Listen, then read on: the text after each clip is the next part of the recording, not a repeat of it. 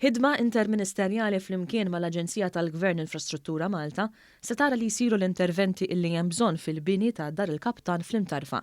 Din l-għaqda volontarja toffri għajnuna u diversi faċilitajiet lil persuni b'diżabilità.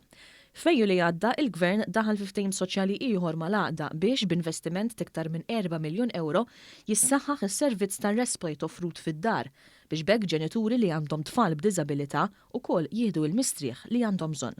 Din il-ħidma kollha mistennija tolqot mal-200 familja.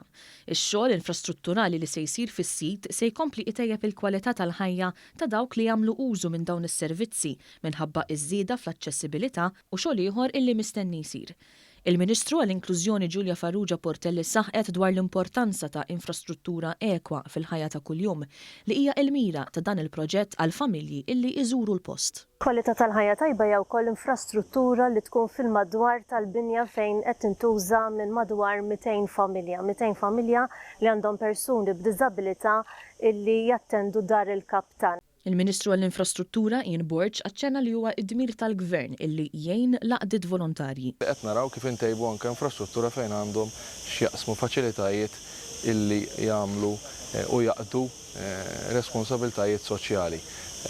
Huwa ta' pjaċir tagħna anke permezz ta' Infrastructure Malta u entitajiet oħra illi nassistu u għal daqstant ser inkomplu naħdmu jitfit anke fuq proġetti oħrajn illi hemm fil-futur.